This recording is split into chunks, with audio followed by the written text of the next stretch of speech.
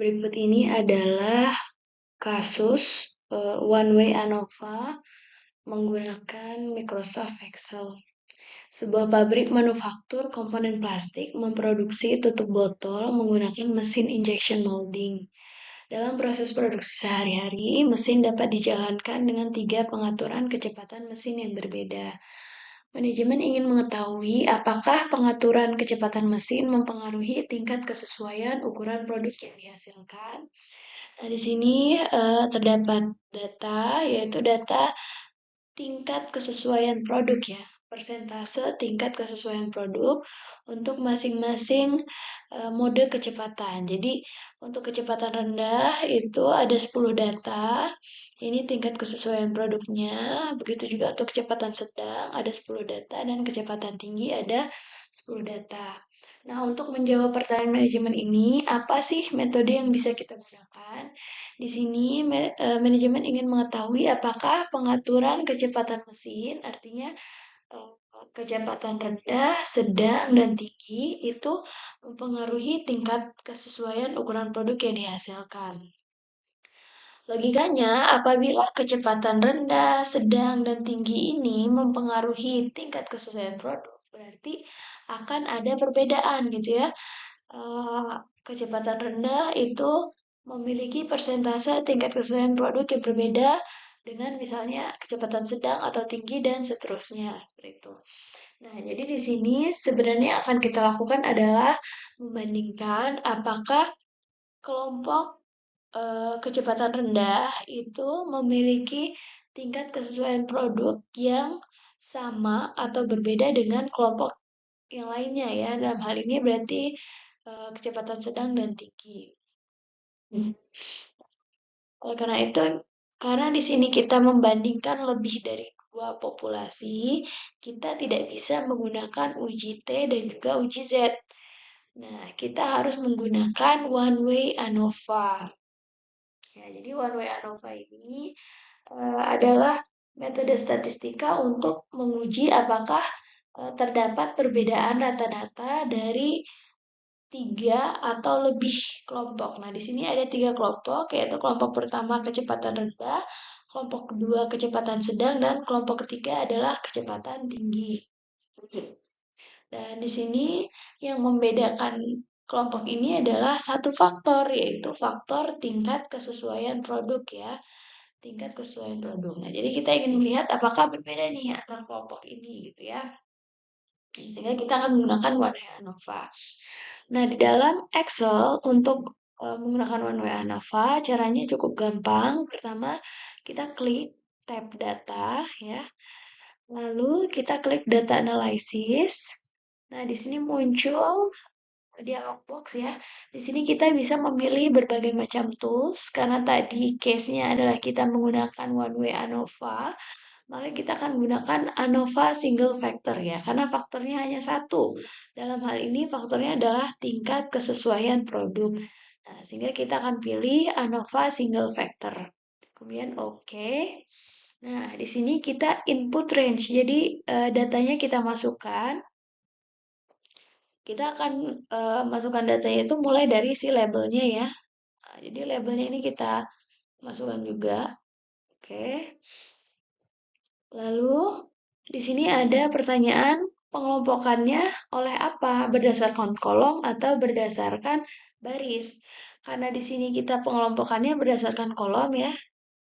Nah, berarti di sini grup by kolom. Tapi kalau tampilannya berbeda ya, jadi di sini kecepatan rendah, kemudian ada datanya, di sini kecepatan sedang, ada datanya dan seterusnya.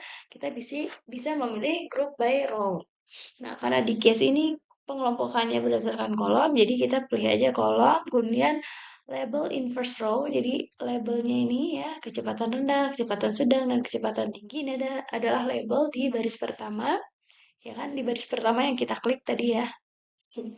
Kemudian alfa yang dipilih adalah 0,05.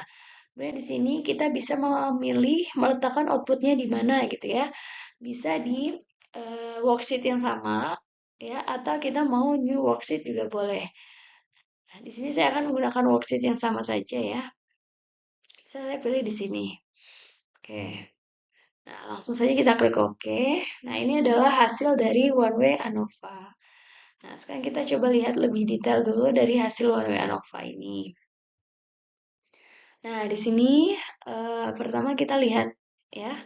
Di sini membandingkan tiga kelompok ya, atau tiga populasi, yaitu populasi kelompok kecepatan rendah, kecepatan sedang, dan kecepatan tinggi. Di sini ada jumlah data masing-masing grupnya ya. Tadi ya masing-masing ada 10, berarti totalnya 30.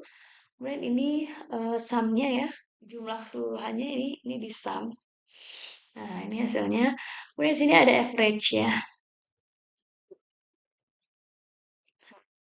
Dan ada variasi ya. Variasi itu variasi datanya berapa. Nah, kalau kita lihat di sini ya, rataan kecepatan rendah, kecepatan sedang, dan tinggi itu berbeda ya. Kecepatan rendah rata-ratanya 97, sekian, kecepatan sedang 98, sekian, dan kecepatan tinggi 95, sekian. Nah, sebenarnya dari sini kita bisa lihat ya bahwa antara kecepatan rendah, kecepatan sedang, dan kecepatan tinggi itu memiliki rata-rata tingkat kesesuaian produk yang berbeda gitu ya. Tapi apakah perbedaannya itu signifikan secara statistik atau tidak, itu harus kita uji terlebih dahulu gitu ya menggunakan ANOVA. Nah, sehingga nanti di sini teman-teman perlu melakukan uji hipotesis ya. Di sini kita step 1 kita buat hipotesisnya dulu. Hipotesisnya H0-nya adalah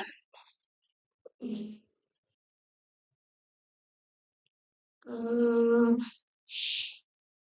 ya, tidak terdapat perbedaan rata-rata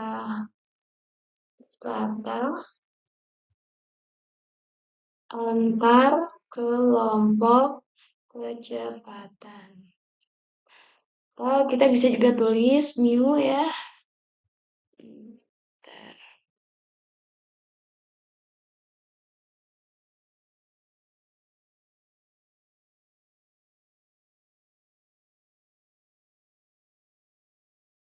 Soalnya mu apa ini tadi? Mu rendah sama dengan mu sedang sama dengan mu tinggi gitu ya. Ini untuk H0-nya.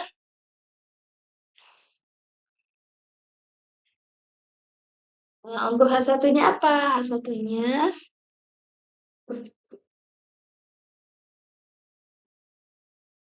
minimal terdapat satu rata kelompok yang berbeda. Atau kita juga bisa bilang minimal satu tanda sama dengan itu tidak berlaku gitu ya. Nah, jadi berarti ada minimal ada satu di antara tiga kelompok tadi berbeda gitu ya. Ini hipotesis yang akan kita uji. Nah, selanjutnya tahap kedua adalah kita akan menentukan daerah kritis. Nah, di sini saya akan menjelaskan konsepnya dulu ya di dalam ANOVA. Jadi, ANOVA, Analysis of Variance, itu dia memecah sumber variasi itu menjadi dua, yaitu between group sama within group. Between groups itu adalah, nih ya, kalau teman-teman lihat ini kan datanya bervariasi ya. Nah, kalau between groups itu, variasi ini itu muncul karena perlakuannya, karena kelompok-kelompoknya ini yang berbeda ya. Antara kecepatan rendah itu berbeda dengan kecepatan sedang, berbeda dengan kecepatan tinggi, dan seterusnya. Nah, tapi kalau within group itu variasinya yang muncul di dalam grup yang sama ya. Nah, biasanya ini munculnya karena ya variasi acak aja gitu ya. Kayak misalnya kita menimbang berat badan gitu ya. Percobaan pertama dan percobaan kedua itu mungkin akan ada perbedaannya sedikit lah gitu ya. Itu namanya within group. Nah, tapi kalau between group itu variasinya itu muncul karena emang beda populasinya gitu.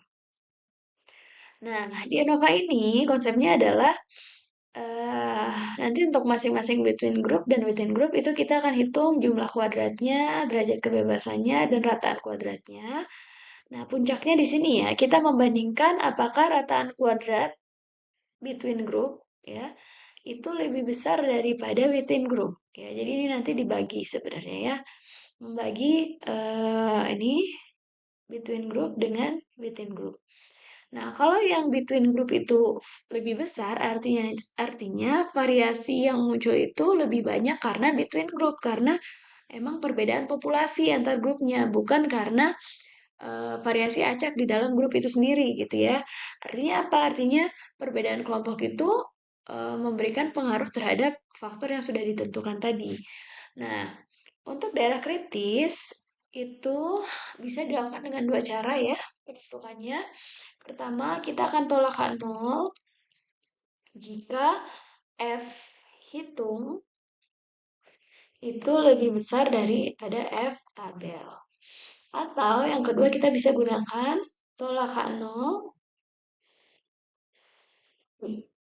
jika p-value-nya jauh lebih kecil daripada alfanya. Oke. Nah, di sini kita bisa lihat, di sini ada nilai F ya. Ini adalah F hitung. Kemudian di sini ada F kriteria, ini adalah F tabel. Kalau kita bandingkan, F hitungnya 1028,9, F kriterianya 3,35 ya. Sudah pasti F hitungnya lebih besar ya. Sehingga dengan mudah kita bisa simpulkan, step ketiga ya. Simpulannya adalah tolakan nol. Kenapa? Karena F hitungnya 1028,9 itu lebih besar daripada F kriterianya, yaitu 3,35. Gitu ya. Gampang ya. Atau kita bisa lihat p-value. P-value-nya ini kan apa nih? 3,27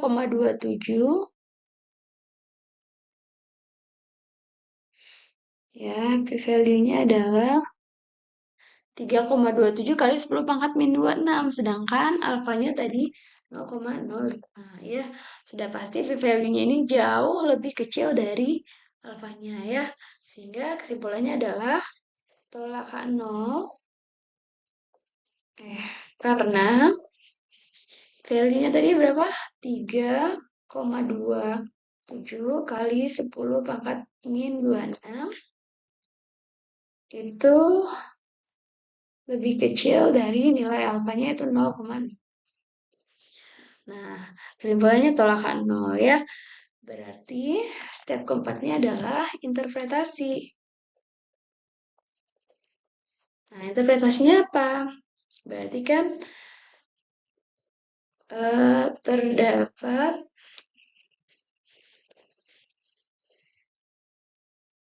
ya, berarti interpretasinya minimal satu tanda sama dengan tidak berlaku atau minimal terdapat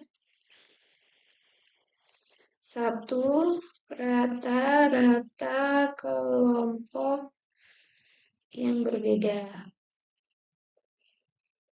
Atau kita bisa juga sampaikan bahwa